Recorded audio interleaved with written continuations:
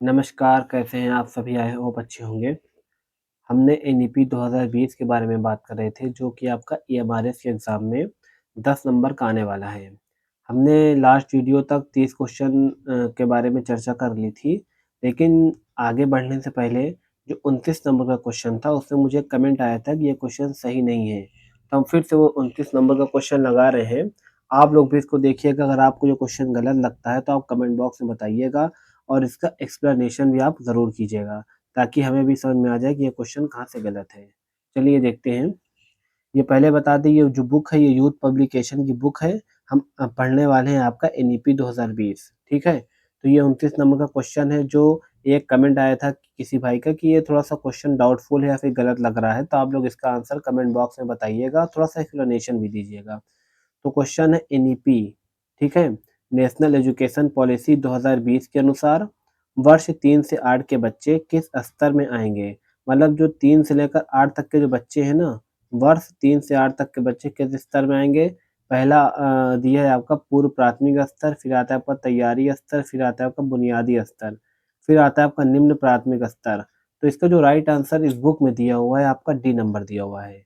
और इसका एक्सप्लेनेशन कुछ इस प्रकार से है कि नई शिक्षा नीति 2020 में वर्तमान में सक्रिय 10+2 के शैक्षिक मॉडल के स्थान पर शैक्षिक पाठ्यक्रम को 5+3+3+4 में दिया गया है। मतलब पहले 10+2 था, अब उसको किसमें दे दिया है आपका 5+3+3+4 में, ठीक है? प्रणाली के आधार पर विभाजित करने की बात की गई है, ये तो ठीक है, ये अलग बात है। जो मेन मुद्दा ये रहा है, थोड़ा कन्फ्यूज़न वाला रहा है, एनईपी 2020 के अनुसार वर्ष 3 से 8 के बच्चे निम्न प्राथमिक स्तर में आएँगे। क्या ये जो ये लाइन दी गई है, आप लोग बताइए कमेंट बॉक्स में, क्या ये सही है या गलत है? ठीक है? अब हम चलते हैं थोड़ा-सा अपना आगे क्वेश्चन जो 31 नंबर का है, जो कि अब हमारा हो सकता है आखिरी क्लास हो, क्योंकि आज हम पूरा 15 का 15 क्वेश्चन क्या कर लेंगे, कंप्लीट कर लेंगे। तो आज का जो 31 नंबर का क्वेश्चन क्या बोल रहा है आपका, ये जो कि बहुत इम्पोर्टेंट क्वेश्चन है, ये मुझे कई सारे मॉक टेस्ट में भी देखने को मिले हैं। ये जो परख है ना, परख का संबंध किससे है? तो इसका जो राइट आंसर है आपका राष्ट्रीय मूल्यांकन परीक्षण। तो मतलब मूल्यांकन से रिलेटेड आपका परख है, और आपका पता है जितने भी मैंने मॉक लगाया उसमें ये क्वेश्चन देखने को मिले हैं, तो ऑप्शन में भी आपको मूल्यांकन शब्द से ही पकड़ लेना है। थोड़ा-सा इसका हम एक्सप्लेनेशन देखने का प्रयास करते हैं। कि राष्ट्रीय शिक्षा नीति 2020 के अंतर्गत सभी मान्यता प्राप्त स्कूल बोर्ड के लिए मानक सीटिंग, मतलब एक मानक नहीं होता है कि जैसे हमारा 10 नंबर है, आपको 10 में से आपका कितना नंबर आ रहा है। तो हमारा मानक कितना है? 10 नंबर। आप जितना नंबर ला रहे हो ना, वो आपकी योग्यता है। मानक निकाय के रूप में एक राष्ट्रीय मूल्यांकन केंद्र है। तो ये कैसा मूल्यांकन केंद्र है? राष्ट्रीय मूल्यांकन केंद्र, आपको ये भी ध्यान रखना है। परख, ठीक है ना? स्थापित किया जाएगा। तो ये मतलब ये बताया गया है कि एक रेटिंग स्किल करने के लिए आपकी परख की स्थापना की जाएगी, जो नेशनल लेवल का है। फिर आता है परख को एनसीईआरटी के अंतर्गत एक स्वायत्त इकाई के रूप में स्थापित किया गया है। तो परख को किसके अंतर्गत रखा गया? आपका एनसीईआरटी के अंतर्गत आपको परख को रखा गया है। यह स्कूल बोर्ड को नए मूल्यांकन पैटर्न पर सलाह देता है और बड़े पैमाने पर मूल्यांकन जैसे एनएएस आयोजित करता है, ठीक है? तो ये थोड़ा-सा इम्पोर्टेंट क्वेश्चन था, इसको आपको माइंड करके चलना है, क्योंकि मॉक में काफ़ी क्वेश्चन मुझे देखने को मिले हैं। अब बात कर लेते हैं आपका अध्यापकों के स्तर पे सुधार लाने के लिए नई शिक्षा नीति 2020 में निम्नलिखित में से कौन-सी संस्था बनाने का प्रस्ताव रखा गया है आपका? तो इसका जो राइट आंसर होगा आपका एनसीटीई। एनसीटीई ये बोलता है कि जो हमारे अध्यापक हैं ना, उनमें जो थोड़ा बहुत कमी आ रही है या फिर अध्यापक को प्रशिक्षण देने की बात एनसीटीई में की गई है। तो अध्यापकों के स्तर में सुधार लाने के लिए नई शिक्षा नीति 2020 ने क्या किया था कि 2022 में एनसीटी संस्था बनाने का प्रस्ताव है।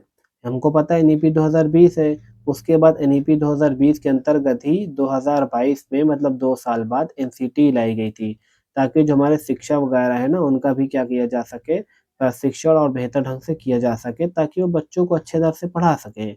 अब जैसे एनसीटी का पूरा नाम क्या है आपका? एनसीटी का पूरा नाम राष्ट्रीय अध्यापक शिक्षा परिषद है। तो राष्ट्रीय अध्यापक शिक्षा परिषद इसका पूरा नाम है। इसका मुख्य उद्देश्य पूरे देश में शिक्षा के नियोजित और समन्वित विकास को प्राप्त करना और मानकों तथा मानदंडों को निर्धारित करना है। राष्ट्रीय शिक्षा नीति 2020 में प्रस्तावित प्रमुख क्षेत्र हैं। अध्यापक शिक्षा, हाँ, तो 33 नंबर ये बोल रहा था कि राष्ट्रीय शिक्षा नीति 2020 में प्रस्तावित प्रमुख क्षेत्र है। इसमें किस क्षेत्र की बात करता है? शिक्षा के ये समान और समावेशी शिक्षा, मतलब बच्चों को जो है समान रूप से शिक्षा देना चाहिए और समावेशी शिक्षक मतलब होते हैं जो विकलांग वगैरह है ना, उनकी शिक्षा की बात करता है ये। ये आया कब है भैया? केवीएस वाइस प्रिंसिपल में आपको क्वेश्चन देखने को मिले हैं। हालाँकि ईएमआरएस आपको इसलिए नहीं देखने को मिल रहा है कि ईएमआरएस का भी सिलेबस चेंज हुआ है, उसमें 10 नंबर का एनईपी देखने को मिली है, ठीक है? तो आगे हम बात कर लेते हैं आपका राष्ट्रीय शिक्षा नीति 2020 शैक्षिक प्रणाली में एक समान और समावेशी एवं संरचनात्मक परिवर्तन की परिकल्पना पर केंद्रित है, ठीक है? समान शिक्षा की बात करता है, किसी के साथ कोई भेदभाव नहीं। 34 नंबर का क्वेश्चन है नई शिक्षा नीति 2020 के अनुसार अनिवार्य तत्व है। अनिवार्य तत्व ये बोलता है कि पाठ्यचर्या की विषय वस्तु का अल्पीकरण मतलब थोड़ा-सा कम कर देना किया जाएगा ताकि आवश्यक अधिगम और समालोचनात्मक चिंतन को बढ़ाया जा सके। होता ये है कि पहले क्या था किताब काफ़ी खूब मोटी-मोटी आती थी, अब बच्चा बेचारा उसी को पास करने में लगा हुआ है। जब आप उसको थोड़ा पतली कर देंगे जब वो पतली हो जाएगी, सिलेबस कम हो जाएगा ना, बच्चा क्या करेगा जो पढ़ रहा है बिल्कुल डिटेल में पढ़ेगा, उसको सोच समझ कर पढ़ेगा। अब ऐसा नहीं कि बस एग्ज़ाम पास करने के लिए इम्पोर्टेंट पढ़ेगा, ठीक है? तो आगे थोड़ा-सा एक्सप्लेनेशन तो मैंने बता ही दिया है जो मतलब पूछ रहा है। अगला क्वेश्चन है 35 नंबर का नई शिक्षा नीति के अनुसार मूलभूत अधिगम परिणाम के परीक्षण की श्रेणी में कौन-सी कक्षाएँ शामिल हैं? तो आपका आंसर नंबर ये हो जाएगा 3, 5, 8 ठीक है ना? तो 3 से स्टार्ट करता है बच्चा फिर 5 होगा फिर 8 होगा, ये आपका है। अब देखो राष्ट्रीय शिक्षा नीति 2020 21वीं सदी की पहली शिक्षा नीति आपको पता है, किसका स्थान लिया इसने? 1986 के अधिनियम का स्थान लिया है। किसकी सिफारिश पे है आपका? कस्तूरी रंगन, ये भी आपको याद रखना है। लागू कब हुआ है? 29 जुलाई को लागू हुआ है 2020 को। ठीक है? इसका उद्देश्य देश की बढ़ती हुई विकासात्मक अनिवार्यताओं को संबोधित करना है ये। मेन पॉइंट ये रहा नई शिक्षा नीति के अनुसार मूलभूत अधिगम परिणाम के परीक्षण की श्रेणी में 3, 5, 8 कक्षाएँ सम्मिलित हैं। ठीक है? अगला क्वेश्चन है आपका नई शिक्षा नीति 2020 के अनुसार ईसीसीई का समग्र रूप क्या है? ईसीसी मतलब वो वाला ईसीसी मत समझ लेना जो आप 2 साल का कोर्स करते हैं रनिंग-वनिंग वाला, ये दूसरा ईसीसी है ये, ठीक है ना? एनसीसी नहीं है ये, कन्फ्यूज़ करके कर दो। इसका जो राइट आंसर होने वाला है आपका आंसर नंबर सी हो जाएगा, ठीक है ना? संज्ञानात्मक, मनोगतिक, मनोप्रेरक और भावात्मक आयामों का इष्टतम परिणाम प्राप्त करना, तो ईसीसी का लक्ष्य हमारा यही होगा, ठीक है? तो आगे हम बात कर लेते हैं आपका इसका एक्सप्लेनेशन थोड़ा-सा। नई शिक्षा नीति 2020 के अनुसार ईसीसीई का समग्र उद्देश्य संज्ञानात्मक, मनोगतिक मतलब संज्ञानात्मक, भावात्मक कुल मिला के माइंडी जो दिमाग से भी मजबूत करना है, शारीरिक रूप से भी मजबूत करना है, भावात्मक रूप से भी मजबूत करना है। और ये देखिए यहाँ पे इनका मानना है कि 6 वर्ष की आयु तक बालक का दिमाग 85% संचयी विकास हो जाता है। तो जो बालक का विकास होता है उसका 85% क्या होता है? संचयी हो जाता है मतलब इतना डेवलप हो जाता है। चलिए आगे बढ़ने से पहले एक चीज़ हम आपको बता दें जो नई एजुकेशन पॉलिसी थी कहाँ पे सबसे पहले लागू की गई थी वो तो उत्तराखंड। उत्तराखंड ने सबसे पहले एनईपी 2020 को अपने राज्य में लागू किया था। ठीक है? आपको ये बात याद रखना है और साथ-साथ हमारे चैनल को भी सब्सक्राइब करनी है। आगे हम बात करते हैं राष्ट्रीय शिक्षा नीति 2020 के अनुसार 5 वर्ष की आयु से पहले की तैयारी कक्षा को क्या कहा जाता है? जब बच्चा 5 वर्ष के पहले की आयु की तैयारी करने से बाल वाटिका या फिर आंगनवाड़ी इन सभी शब्दों के रूप से जाना जाता है। राष्ट्रीय शिक्षा नीति 2020 के अनुसार 5 वर्ष की आयु से पहले बच्चा प्रारंभिक कक्षा या बाल बाटिका जो कि कक्षा 1 से पहले में स्थानांतरित किया जाएगा जिसमें ईसीसीई योग्य शिक्षक से बच्चे का अध्ययन सुनिश्चित करेंगे जिसमें संज्ञानात्मक, भावात्मक शारीरिक क्षमता और प्रारंभिक साक्षरता और संख्या ज्ञान विकसित करने पर ध्यान केंद्रित किया जाएगा, ठीक है? मतलब जब आंगनवाड़ी में बच्चा पढ़ लेगा, उसे पढ़ना-लिखना, इसके अलावा आपका मानसिक रूप से मजबूत थोड़ा बहुत किया जाएगा, शारीरिक रूप से, तो वही आपको आंगनवाड़ी शिक्षा दी जाएगी।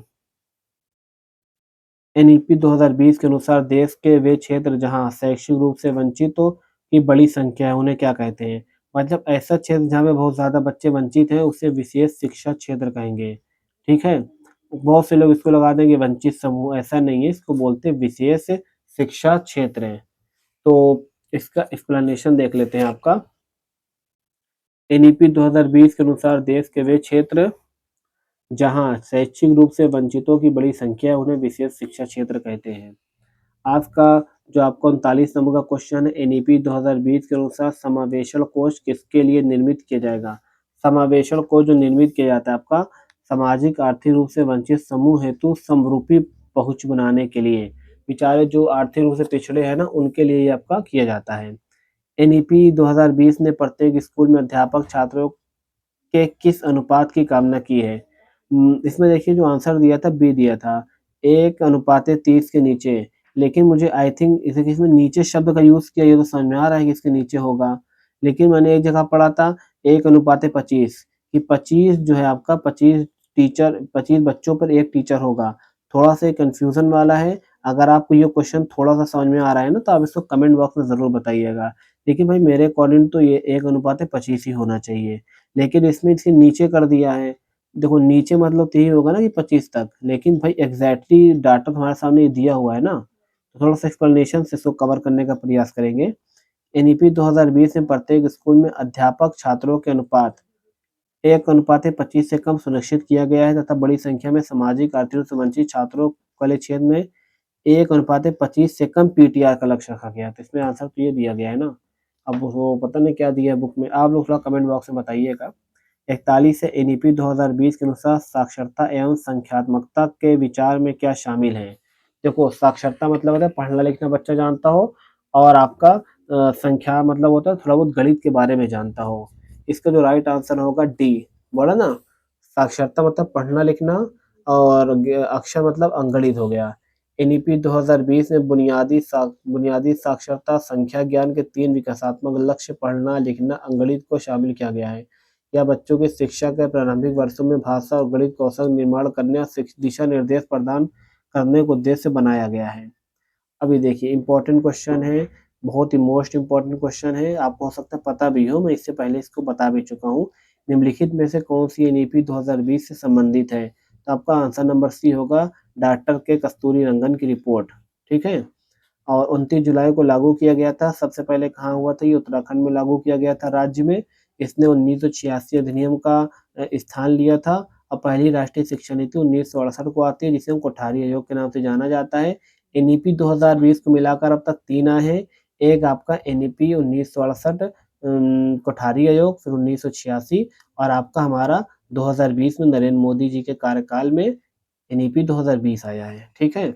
अब बात कर लेते हैं आपका 43 नंबर का क्वेश्चन है, व्यावसायिक और कौशल कार्यक्रम के संबंध में नई शिक्षा नीति कब लागू की गई थी? तो आपका 2020। इसमें बताता है कि बच्चों को ऐसी शिक्षा दी जाए कि बच्चा थोड़ा-सा व्यावसायिक भी सीख सके, बेरोज़गार की हालत में ना रहे। तो अगला क्वेश्चन आपका क्या बोला है कि एनईपी 2020 के अनुसार विद्यालय पाठ्यक्रम में और अंगणित पर जोर दिया जाना चाहिए। इसका राइट आंसर होगा प्रक्रियात्मक साक्षरता। अब देखो प्रक्रियात्मक साक्षरता और अंगणित पर जोर दिया जाना चाहिए। अब प्रक्रियात्मकता साक्षरता होती क्या है? इसके बारे में देख लेते हैं। तो प्रक्रियात्मक साक्षरता का अर्थ है पढ़ने, लिखने और समान गणित में आत्मनिर्भरता। वही बोला ना कि थोड़ा बहुत साक्षर होना चाहिए बच्चा, पढ़ना लिखना चाहिए, आत्मनिर्भर मतलब यही होता है ना पढ़ना लिखना प्लस अंगणित का थोड़ा बहुत ज्ञान। अब ये है मूलभूत साक्षरता और संख्यानात्मक बच्चों में कक्षा 3 तक, मतलब जो बच्चा कक्षा 3 तक पहुँच जाए उसको पढ़ना लिखना और अंगणित का थोड़ा बहुत ज्ञान आ जाना चाहिए, ये भी आपको देख लेना है। आज का लास्ट क्वेश्चन है आपका ये रहा कि एनईपी 1986, 1992, 2005 और 2020 में विभिन्न नीतियाँ बनाई गई। तुमको पता ही 86 में, 92 में, 5 में, हमारे 20 में बहुत सारी नीतियाँ बनाई गई। शिक्षा मंत्रालय और अन्य अधिकारियों द्वारा बनाई गई इन सभी नीतियों को सामाजिक सांस्कृतिक वातावरण में किस आयाम के तहत सर्वश्रेष्ठ श्रेणी में रखा गया है? तो इसको सामाजिक के अंतर्गत रखा गया है, क्योंकि हमारे समाज में ही लोग वंचित बालक है, समाज में ही बच्चों के साथ भेदभाव हो रहा है, तो इसको कहाँ रखेंगे? हम समाज में रखेंगे। ये था आज का लास्ट आंसर। इस बुक का नाम आपका यूथ पब्लिकेशन है, आप देख सकते हैं। और भी एमसीक्यू हम टीचिंग एप्टीट्यूड लाने वाले हैं और आपका कंप्यूटर में जो शॉर्टकट की होती है, शॉर्ट फॉर्म होता है, इन सब का भी हम पूरा आपको डिटेल में देने वाले हैं। सब्सक्राइब कर लो क्योंकि आपको कुछ न कुछ जानकारी यहाँ से देखने को ज़रूर मिलेगी। तब तक के लिए धन्यवाद। जय हिंद।